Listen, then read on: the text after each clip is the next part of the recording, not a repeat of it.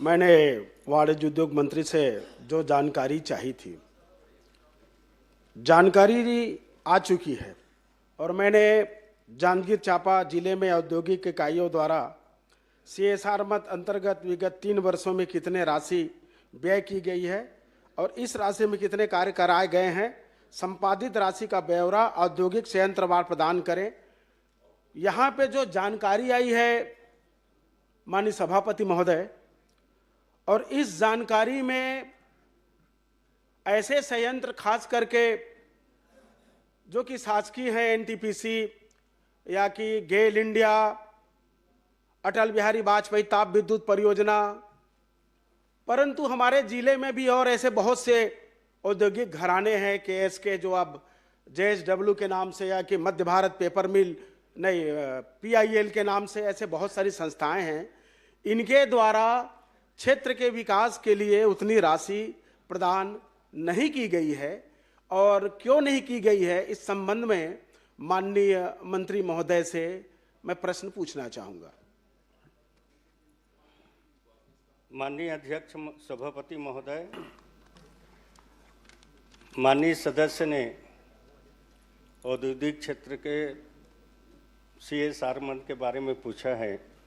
उसमें मैं बताना चाहूँगा कि 10,54,57,658 रुपया और जो कार्य हुए हैं उसका सारी सूची उनको उपलब्ध करा दिया गया है कि कौन सा कार्य हो चुके हैं, कौन सा कार्य अपूर्ण है, कौन सा काम अभी प्रारंभ है, ये सारी जानकारी सूची में उनको उपलब्ध कराया गया है। और CSR भारत सरकार के नियंत्रण के में रहते हैं और CSR में खर्चा करने का प्रावधानित प्रक्रिया है जिसके तहत CSR मद से खर्चा होता है और निश्चित तौर पर जो वहाँ के क्षेत्र के जनप्रतिनिधिगण मांग करते हैं और भी अलग अलग विभागों से मांग आता है, उसके अनुसार से वो कार्य पूर्ण होता है। और माननीय विधायक जी जो पूछ रहे हैं, वहाँ के सांसद के अनुशंसा से, सांसद महोदय के अनुशंसा से भी कार्य हुए हैं, उनके अनुशंसा से भी 2 कार्य के लिए वो अनुशंसित किए हैं, प्रक्रियाधीन है, जल्दी उनका भी अनुशंसा स्वीकृत होगा।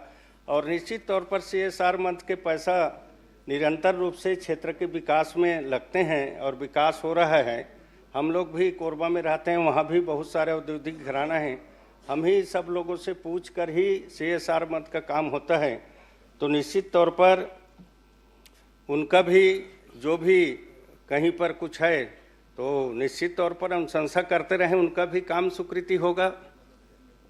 माननीय सभापति महोदय, बहुत अच्छी जानकारी हमारे माननीय मंत्री जी ने दी है।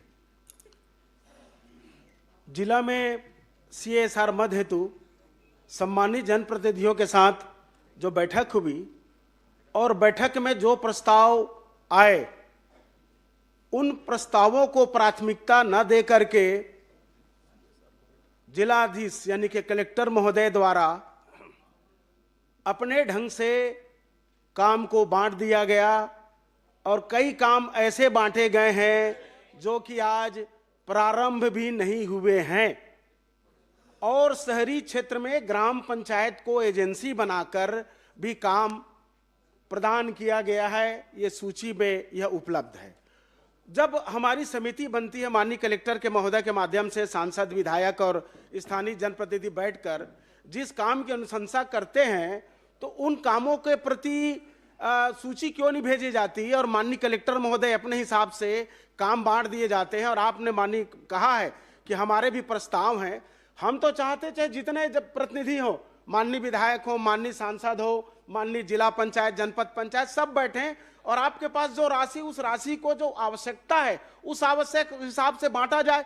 परंतु ऐसे कई कार्य आए हैं महोदय जो कि भी प्रारंभ हैं और अनावश्यक काम उनसे कराए गए हैं जो कि न्यायोचित नहीं है। एक बात और जैसे हम DMF की राशि की बात करते हैं तो प्रत्यक्ष गांव, अप्रत्यक्ष गांव की बात आती है, उसी प्रकार से प्रत्येक औद्योगिक घरानों के ग्राम पंचायत की इकाइयां एक निश्चित सर्कल तय रहता है, तो क्या उस सर्कल से बाहर जाकर काम देना भी न्यायोचित है? ऐसे बहुत सारे काम माननीय सांसद महोदय ने भी जिनकी अनुशंसा की है, चाहे वह बिर्रा हो, कर्रा हो, नेगुडी हो, बरबसपुर हो, ये 25-30 किलोमीटर दूर हैं। इन गांवों की सूची पे नाम ही नहीं है। और उन सूची को यहाँ पे माननीय कलेक्टर महोदय जो ब्याज की राशि है, उस ब्याज की राशि से बांट दिया गया है, या जितने हैं इसके क्या जांच कराएंगे, कैसे बांटा गया है ये? सर्वे सर्वा कलेक्टर ही महोदय है, तो फिर समिति क्या औचित्य है? माननीय सभापति महोदय, जैसे कि माननीय सदस्य ने कहा, CSR मंथ का एक कमेटी बना है। CSR मंथ का कोई कमेटी नहीं बना है, DMF का जरूर कमेटी बनता है। और CSR मंथ का उद्योग खुद या तो अपना दे सकता है, या किसी काम को लिए कलेक्टर के 1 मिनट बताने दीजिए। कलेक्टर के अनुशंसा पर भी काम होता है, अलग अलग विभागीय के माध्यम से भी काम होता है। और कलेक्टर के पास जो राशि आता है उसको कलेक्टर जांच कराता है, कम कैसे गुणवत्ता विहीन हुआ, अच्छा हुआ, नहीं हुआ। कई कामों को उद्योगपति अपने हिसाब से काम जो देते हैं उसको कलेक्टर जांच नहीं कराता, उसको भारत सरकार के माध्यम से उसका जांच होता है। मैंने पहले कहा, CSR मंथ का राज्य शासन को इसमें किसी भी प्रकार का अधिकार नहीं है हस्तक्षेप करने का। बाकी कलेक्टर को जो राशि उद्योग से मिलता है और वो आवंटित करता है, वो राशि का देखरेख पूरा कलेक्टर के नियंत्रण में होता है। बाकी आप जो बोल रहे हैं कोई ग्राम पंचायत को कैसे काम दिया गया, ग्राम पंचायत को भी दे सकते हैं कलेक्टर काम, ग्राम पंचायत को भी 50 लाख तक का शहरी क्षेत्र में काम दिया ग्राम गया है। पंचायत को बनाए गए हैं शहर में, नीति में है, शहर में ग्राम पंचायत एजेंसी बनेगी। माननीय सभापति महोदय, इस संदर्भ में माननीय कलेक्टर महोदय के द्वारा जनप्रतिनिधियों के साथ बैठक रखी गई थी। बैठक में प्रस्ताव मंगाए गए थे, उन प्रस्तावों का एक भी काम नहीं है। और बाकी कलेक्टर, मुझे लगता है कि कलेक्टर महोदय या कि सांसद महोदय की अनुशंसा पे काम हो रहे हैं, तो भाई जनता ने हमारे ऊपर भी भरोसा किया है, यहाँ जनप्रतिनिधि बनाए हैं, तो हमारी बातें कब रखी जाएगी? और जब आपने इस बात को स्वीकार किया कि एक कार्य क्षेत्र रहता है, उतने प्रभावित गांव है, प्रभावित गांव पे ही देना है, तो उससे अधिक खट करके दूसरे गांव में देने का क्या औचित्य है? ऐसा नहीं रहता। क्षेत्र की विकास और स्थिति को देखकर काम स्वीकृति किए जाते हैं और अनुशंसा सभी के लिए जाते हैं। अनुशंसा प्राथमिकता के आधार पर काम स्वीकृति होता है। आपका भी माननीय विधायक जी के माध्यम से 2 प्रस्ताव प्राप्त हुए, जिसमें 2,69,30,00,000 रुपया स्वीकृति की प्रक्रियाधीन है और इसी तरह से काम कराए जाते हैं CSR मंच से। तो कृपया करके बता देते कौन से ऐसे काम है, 2 काम जिनको मैंने अनुशंसा की है। मुझे भी खुशी होगी कि जनता को बताते बनेगा, वो बता दीजिए।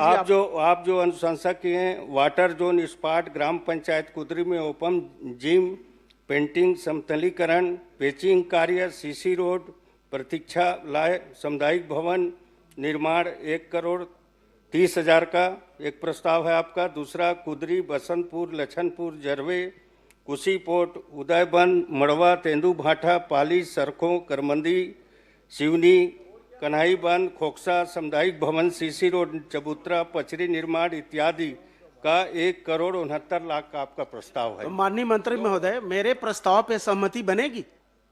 क्योंकि मैंने जो गांव चयन किया है वो अटल बिहारी वाजपेयी ताप विद्युत परियोजना के अंतर्गत आने वाले प्रभावित गांव हैं। मैं उनसे बाहर नहीं जा रहा हूं, तो इसकी घोषणा यही कर देते।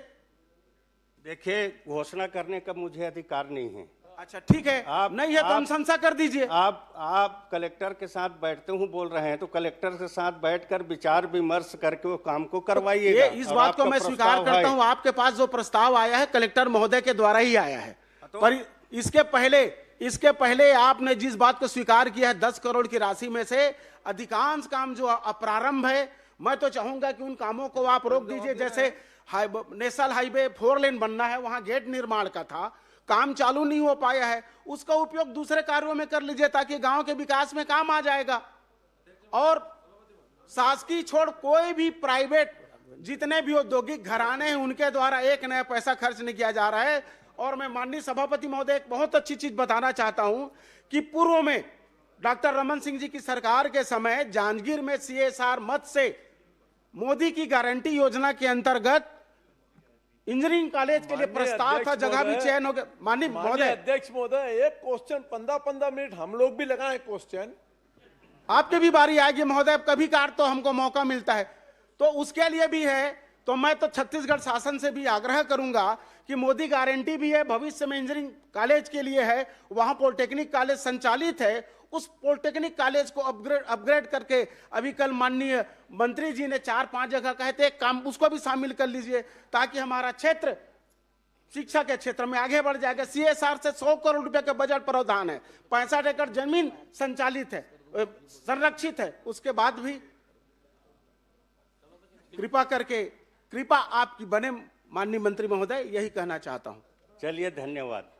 सभापति महोदय, सभापति महोदय, माननीय अध्यक्ष जी, माननीय अध्यक्ष जी, माननीय अध्यक्ष जी, इसी विषय में अनु शर्मा जी वहीं तक के सीमित रहे। मंत्री जी ने जवाब दिया, उसके बारे में थोड़ा सा मुझे कहना था। माननीय सभापति महोदय, माननीय मंत्री जी ने कहा कि कलेक्टर को मैं निर्देश नहीं दे सकता और कलेक्टर हाथ बैठ जाइए, तो हम लोग फिर कलेक्टर के पास ही बैठते, फिर यहाँ बैठने कोई उचित थोड़ी है। फिर जब सारा काम कलेक्टर को ही करना है और आप निर्देश नहीं दे सकते, करना तो उनको ठीक है, एजुकेट वो करेंगे, लेकिन आप निर्देश नहीं दे सकते, आदेश नहीं दे सकते, तो फिर किस बात के लिए मंत्री बने भाई? माननीय सभापति महोदय, स्वयं प्रदेश के मुख्यमंत्री रहे हैं, उन्होंने घोषणा करने की बात कहा, उसको मैं घोषणा नहीं कर सकता बोला, घोषणा करने के लिए बोला, उसके लिए मैं नहीं बोला। कर सकता, एग्जीक्यूट करने की बाध्यता है, एग्जीक्यूट करने की बाध्यता है, कलेक्टर कैसे नहीं करेगा? पूरा प्रदेश में ही हाल। माननीय सभापति महोदय, मंत्री से भाई कलेक्टर बड़ा घोषणा होगा करेगा, क्या? कलेक्टर कैसे नहीं करेगा? पूरा प्रदेश में कलेक्टर ही चला रहे हैं। मतलब ये है कि कलेक्टर पे कंट्रोल नहीं है आपका। माननीय सभापति सभापति महोदय, महोदय, सभापति महोदय, ग्राम पंचायत